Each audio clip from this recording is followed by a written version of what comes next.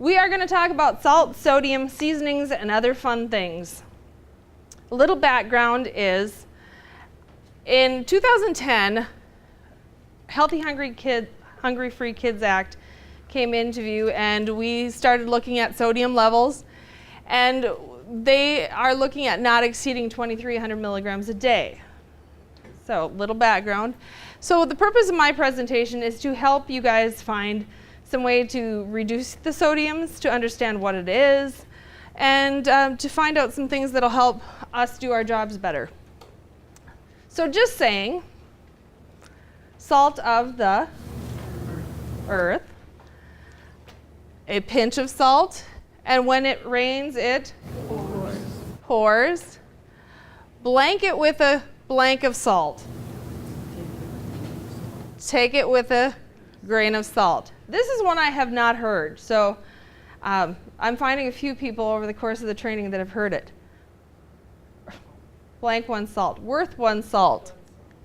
I haven't heard that, so that's something new. Pouring salt on a wound. So what is sodium? Sodium is a mineral. It's an electrolyte found in your body. It's also a part of salt, which salt is made up of sodium and chloride. So it's 40% of salt is sodium and 40% is chloride. Just a little helpful hint. Look at our 2,300 milligrams. That's why we're having some more to look into going before we step down to the next level. What do we need sodium for? It helps regulate our body fluids. It regulates our blood pressure. It helps absorb nutrients. It helps with nerve and muscle function. Some of the reasons that sodium is harmful: we can get high blood pressure from it, impaired bone health, kidney stones, heartburn is something that can be caused by it. It can give you the increased risk of stomach cancer, Mariner's disease, kidney disease, and congestive heart failure. So what does sodium look like on a label? One thing I was really surprised to see: baking soda. That was one thing that I wasn't really thinking about the sodium being in there, but there's another form. The rest of them are pretty self-explanatory, but start reading the labels, because it comes in more than just salt. It's not just salt. It's table salt, it's kosher salt, it's pickling salt, seasoned salt, specialty salt, salt substitute, and light salt. So, on that note, light, low, free, light, reduced, what does it mean? There is actually levels that they have to meet. So if it's sodium or salt free, it has to contain less than 5 milligrams per serving. If it's very low, it needs to contain less than 35 milligrams or less. Low sodium contains less than 140 milligrams. Reduced is 25% less than the regular, and light or reduced, which we will be using, means it is reduced by 50%. So sodium adds up. So if you're thinking about what we're feeding our kids, not that we're going to go for a 4-inch bagel, but I would probably have a 4-inch bagel for a noon meal or something like that. 600 milligrams of sodium in that. That's kind of a lot. If you're looking at our 2,300 milligrams, a slice of bread has 100, depending on brand. Soy sauce, it's kind of nice to see that we've got companies coming out that are reducing the sodium in soy sauce, because we can get back to some of our Oriental cooking in our schools. And the big one here, milk has 100 milligrams of sodium. So we're fighting that every day because we have milk in our meals. We're planning it in there, so take in consideration.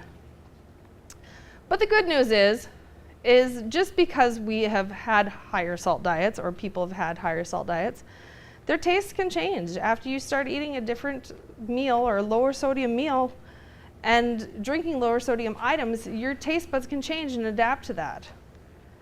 So how are we going to do some of these things? We're going to cook with more scratch items. We can modify any of our recipes by using some of these items that are low sodium, reduced sodium. Use the lower sodium versions of them. Offer fewer condiments. If you think about what burns us up on our calories and our sodium levels is our ranch, our ketchup. All of those things take a little extra sodium. Even just pre-portioning those condiments can make a difference. Avoid your pickles because they are pretty well loaded with sodium. A lot of cooking vegetables without any salt in there. If you rinse the canned vegetables, you can also take more sodium off them, even if they're the lower sodium version. Serve more fresh veggies. I know that in my school we do a lot more with a fruit and veggie bar just because it helps with the regulations. Also, pre-portion your cheese is a helpful idea, and CN labels are already formulated for us.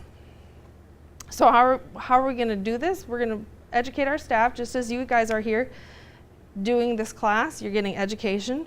We're going to offer some salt-free seasonings. We're going to give them some different options on how to flavor their food. We're going to use more herbs and spices and different cooking techniques to change the flavors of our food. So, ways to add the flavor. Condiments. Has anybody ever tried putting salsa in their meatloaf instead of all that ketchup? My kids love it. It's just a nice way to add some different layers of flavor, plus a few vegetables that they don't realize are in there. So, adding flavorings or extracts. I know that there is a brand out there that has different flavorings. We had used at a meeting, and they had put in just a plain rice. They had used this flavoring, which was a cilantro lime, and changed the whole flavoring of that rice. They had a roasted garlic that they put in to their beans. So they had a roasted bean, a garlic roasted bean, which was really good. And so just using those items to flavor your foods. How about seeds? Does anybody use seeds into any of their recipe to enhance flavors? Toasting them, roasting them, just adding them, a different level of crunch to add flavor to. Vegetable seasonings, or using vegetables to season. Herbs, anybody use herbs? I'm starting a little fresh herb garden at my school. Spices, and then we have the blends of the herbs and spices and all of the others. So some of the seasonings that you guys use at your facilities and schools, what are your kids asking for? What are your customers asking for as far as flavor profiles? I know that one of ours is getting spicier stuff. They're wanting the chipotle, the Mexican spicy stuff. That's something that my kids would ask for, and I'm like, I don't even know what's in it. So I'm thinking, I got to do some more research to find those flavors that my customers like. So is there a certain seasoning or herb other than black pepper that you guys find yourself using? Garlic. Garlic. I find myself using a little more garlic powder, a little more onion powder, even putting dill on my carrots. If I cook carrots, just add a little extra layer of flavor in there. This is a list of some spices and seasonings that you can use. These are fresh. They're different levels. They're kind of broke up into levels where you have a more delicate flavor, a medium flavor where you can add a little bit more to bring it out. These are the ones you kind of want to step back on. I am a true believer of family participation, so I did go through this presentation with my parents, and I made them sit and listen to me as you guys are. And of course my mom piped up and she says, well, what's Charvel? And I'm like, I don't really know. So I did my research. This is what it looks like. It looks pretty much like parsley. It's a French parsley is what it is. And then of course my dad in the same note says, well, what's that Burnett stuff? And I'm like, oh, better find out. So this is what it looks like, and it has a light cucumber flavor to it. Just a few FYIs. So what's the difference between spices? Spices are prepared from the roots, the buds, the flowers, the fruits, the bark, and the seeds of the plant. And you have herbs, which are the leafy or the soft portion of the plant. So it's test time, people. Ready or not? I have 3 trays with fresh and dried on them. And feel free to taste. Feel free to smell. However you want to do it, I will just split it up. You guys work together. And you can just do it collectively as a group. Just grab a piece of paper, and there is 12 and a bonus. So give yourself a little time. Touch and taste. Please don't spit the pieces back into the bowl, though. It just kind of helps get yourself into the, oh, that's what it is.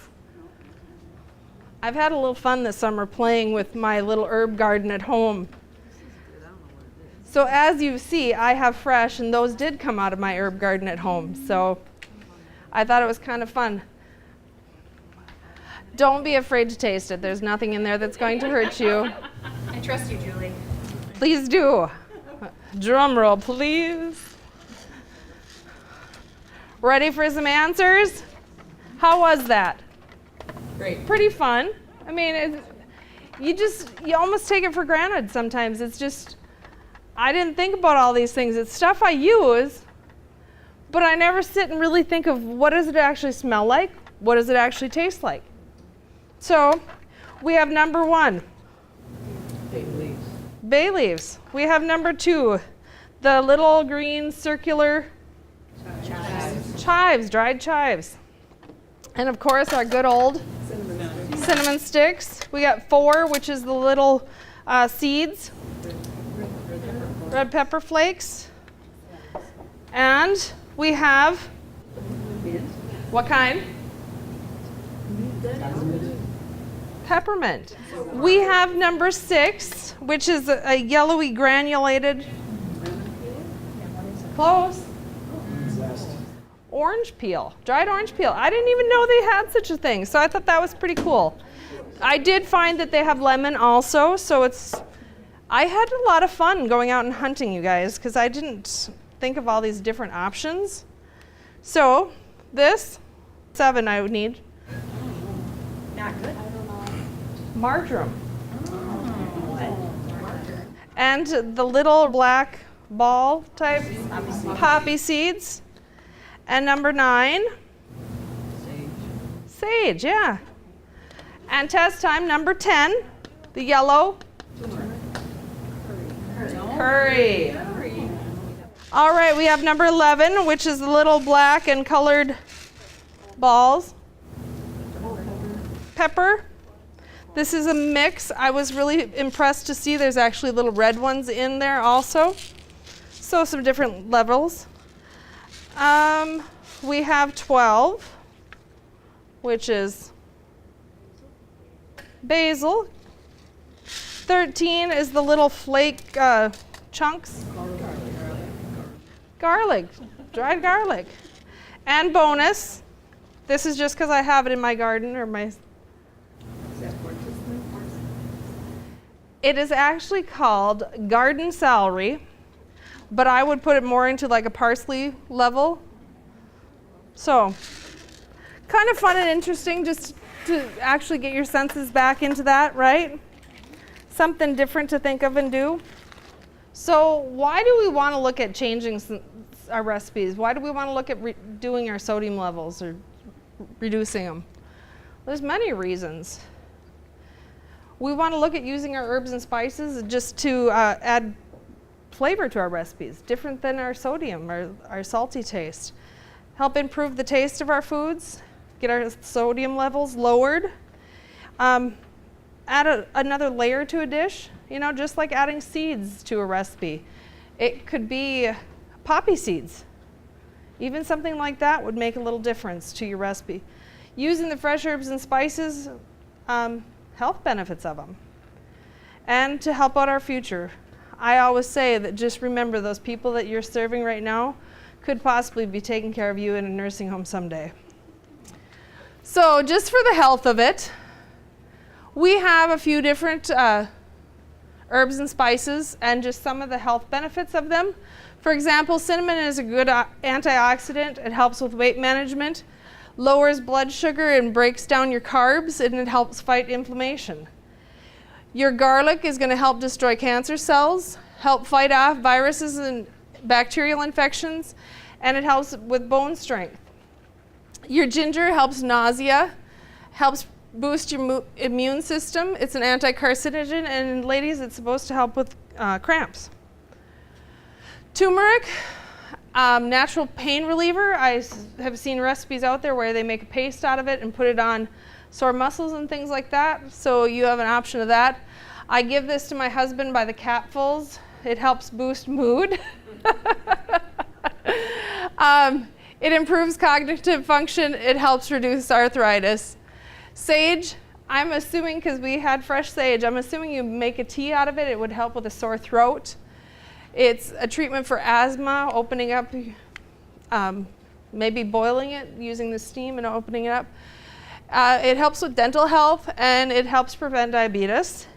And last but not least, we had peppermint. Has anybody used peppermint oils to get rid of muscle aches and headaches and things like that? One of those things.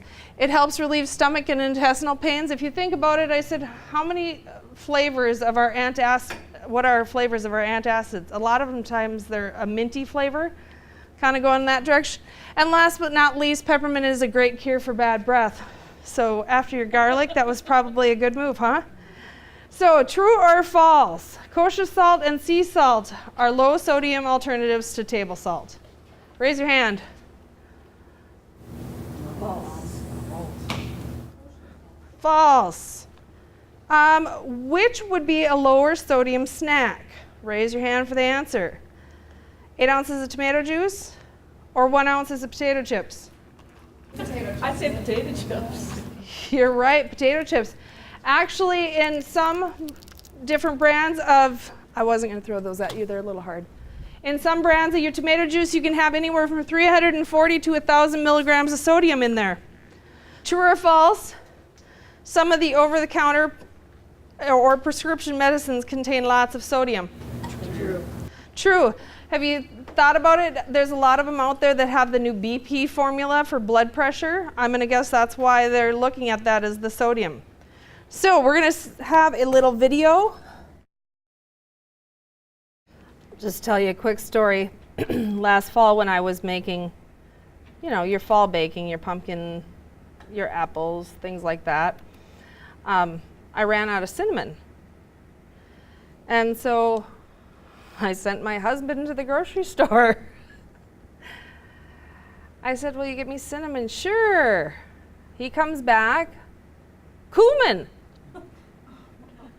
And I said, ooh, that's a little different than cinnamon. Well, they're right next to each other. They look the same, which technically I gotta give them that. They look similar. So I put it on the list again. I said, will you pick up some cinnamon? I need some cinnamon for baking. Again, I got cumin. And I'm like, are you serious? So by that time I had went somewhere and I had picked up my own cinnamon, but it was still on the grocery list. And so he did actually bring home cinnamon the last time, but it was all in the same brand, same container. So instead of leaving that cinnamon on the counter, I switched it out for the cumin. And I said, are you kidding, really? So that's just how nice I am. Some things to think about when you are purchasing your herbs and spices. Just remember to get them from somebody you trust. Get them from a place you trust. I've heard that the less expensive ones are actually cut with sawdust, just to FYI. Could be true, could not be true. But there's a possibility. So if you're working in it and with it and it's going into our future's body, I'd say let's try to use the better options. Fresh herbs should be wrapped lightly and stored in your refrigerator. I've had good luck, like they showed on the video, just wrapping them in a moist paper towel and putting them in a plastic bag. They stay real well. They'll keep about 4 days. And I did not think about this, but when I came into my school, I did happen to switch out a lot of spices and herbs in my cupboard because they just had been there since the turn of the century, and I just figured we better freshen up. I just didn't have any clue that they say that average shelf life is 6 months to a year. So start dating your containers if you don't already, and keep your stuff fresh for your dishes. If you are using it to cook versus into a salad or something like that, you can cut up your fresh herbs. And what I have done is I just cut them up into the measurements I need and put them in a freezer container and cover them with water, and they will freeze, and you can put them right into your dish that you need to cook, or you can thaw that out and drain it. It will hold most of the flavor, and you can still use the fresh herbs. So something to think of. Here's some cooking terms. Do we know any of these? Think of how many you actually use when you are cooking. Sweating onions. We bake, we've toasted things. Anybody know what fond is? Is it coating something? Fond? Yeah. Nope. No. Do you guys want to find out? So did we figure out what fond is? I thought that was a cool term. I didn't know what it was. So another way to add flavor is adding a shake, something like that. So let's make it and shake it. You have this recipe in your book, and you can time me. Now think about it. If you happen to serve a fresh veggie bar, what about giving your students an option of putting a shake on it? We have ranch shake. It calls for a 1/4 cup of parsley.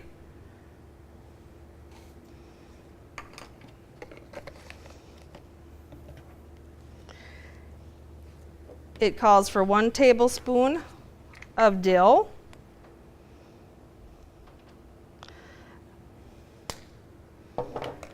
It calls for 1 tablespoon of garlic powder.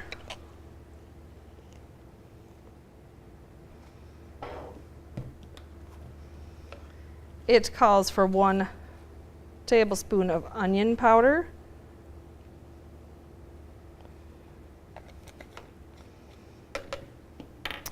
Calls for 1/2 teaspoon of basil.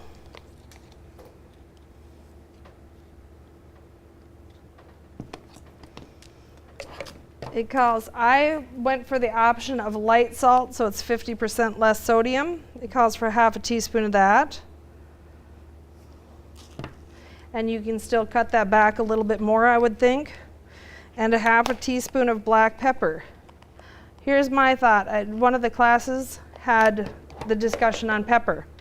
Well, she just was having a hard time putting pepper in any of her dishes because if the kids saw it, they saw the black specks in the food. So she went to white pepper. It's a little more expensive, but well worth it if your kids are eating it. So how's that? How long did it take? Not very long. If you have the stuff right there with you, find a shaker.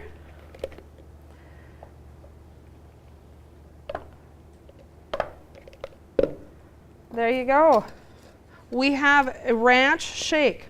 What about letting your kids put it on a wedge, a tater tot, sweet potato fries? An option for them at least. Something that they can add a little more flavor with without adding all the sodium. So ways to do this, ask your vendors. I asked a few different vendors and they came up with some options for me.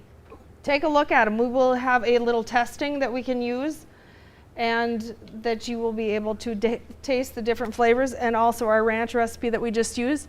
You can make your own. I just made this one. Buying these containers, you can get them online, you can get them at from your food suppliers. And you can purchase in kits. However you want to do it. It's just an option to add another layer of flavor to our kids and their dishes. So things to remember, when you are adding flavoring to your items, start little and build. It's easier to add more than it is to take out. When you're using fresh, dried, and ground, you need 2 times as much fresh as you do dry and 2 times as much dry as you do ground. Heat in a dish when you're using pepper will build quickly. Found that out firsthand, that if the top is not secure and you're measuring over your container, it's kind of hard to take it out of there. It's some pretty spicy stuff if you happen to not be able to do that right. So whole spices are used for longer cooking. So say you're making a stock or a soup or something like that. Other example, our cinnamon sticks from today.